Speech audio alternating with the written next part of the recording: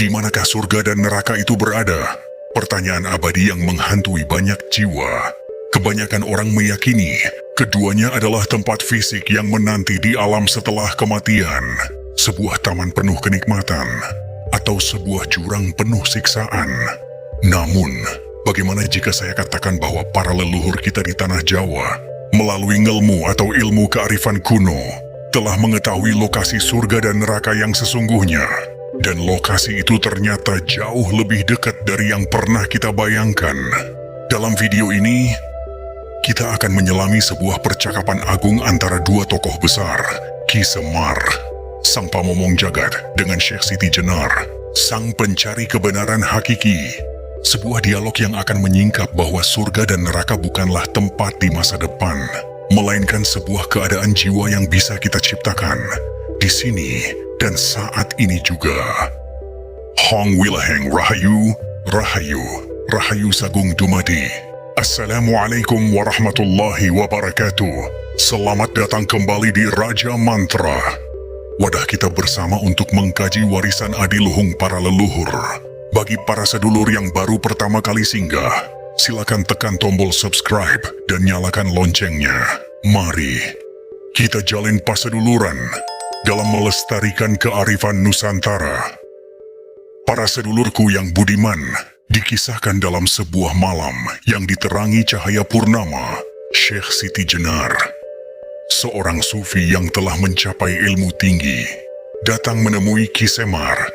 Beliau tidak datang untuk berdebat, melainkan untuk belajar, untuk mendengar langsung dari sumber kebijaksanaan Jawa kuno tentang hakikat surga dan neraka yang melampaui mitos dan dogma.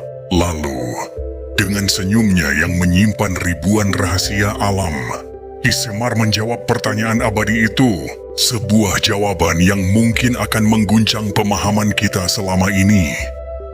Ki Semar berkata, "Samar mawaring sukma sinuk maya wining sepi, sumentalanging kalbu pambukaning warana, talining saking liep layaping aluyup, pindah cepating sumpena sumusuping rasa jati, ong, ketahuilah ngger.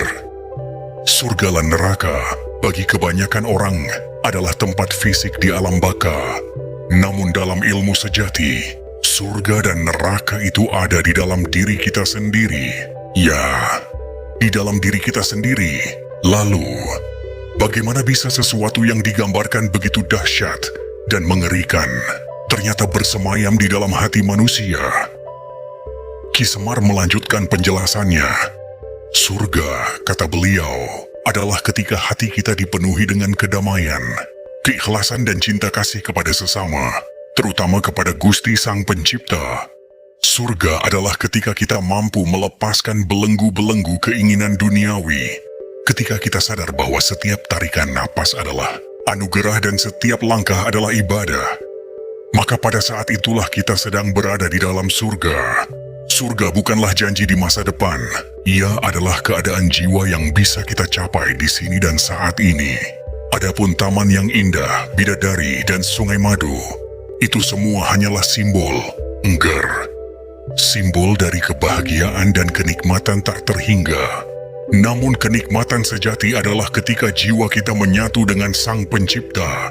Itulah surga sejati yang tak lekang oleh waktu dan tak terbatas oleh ruang.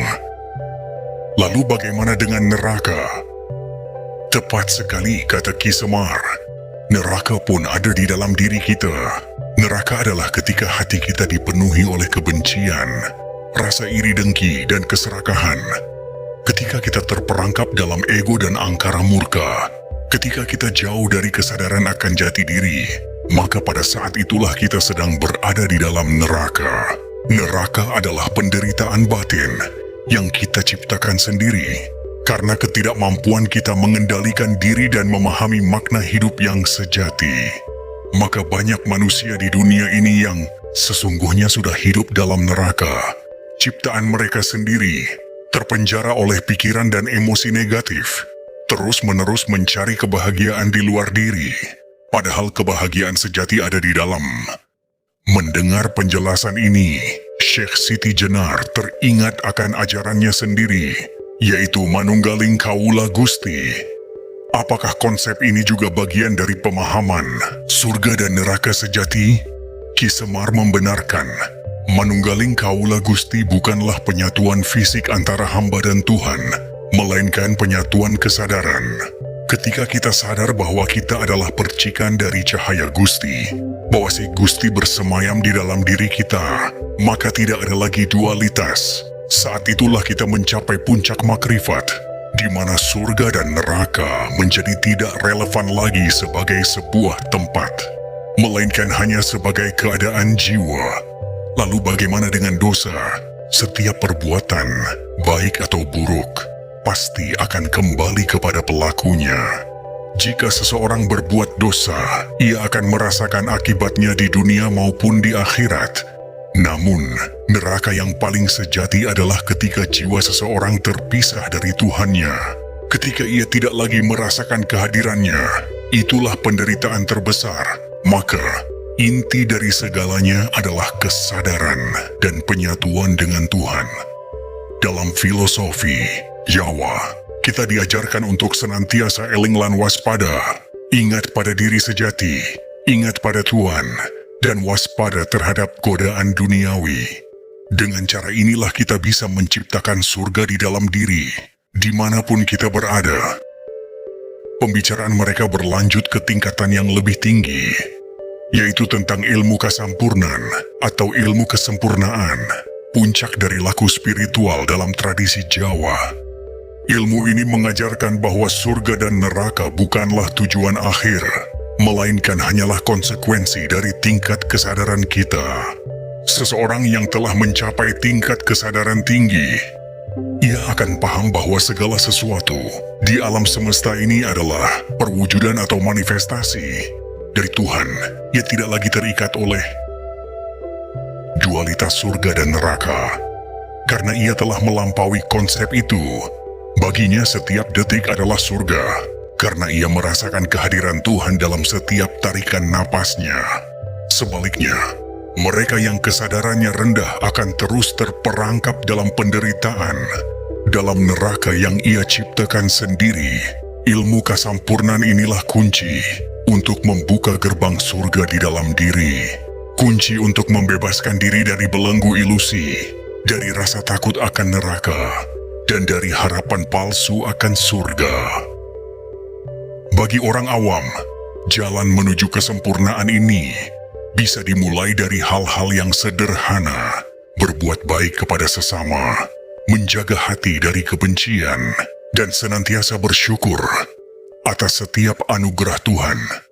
Dengan cara ini, secara bertahap, mereka akan membuka gerbang surga di dalam dirinya, karena ilmu tanpa laku itu kosong, dan laku tanpa ilmu itu buta. Keduanya harus berjalan beriringan. Para sedulurku, dari percakapan agung antara Ki Semar dan Syekh Siti Jenar, kita diajarkan sebuah kebenaran yang luar biasa. Surga dan neraka bukanlah tempat yang jauh di sana, melainkan keadaan batin yang kita pilih dan kita ciptakan setiap saat. Neraka adalah refleksi dari perbuatan dan kondisi jiwa kita sendiri, dan surga adalah kedamaian yang bisa kita raih ketika kita berhasil menyatukan kesadaran kita dengan Sang Maha Pencipta. Semoga pencerahan ini dapat membawa keteduhan bagi jiwa kita semua yang seringkali terperangkap dalam ketakutan akan neraka dan harapan akan surga, karena sesungguhnya Gusti Maha Pengasih lagi Maha Penyayang. Semoga kita semua dapat menemukan surga di dalam diri kita masing-masing. Terima kasih telah menyimak hingga akhir. Renungkanlah setiap kata yang telah tersampaikan. Rahayu, Rahayu, Rahayu. Wassalamualaikum warahmatullahi wabarakatuh.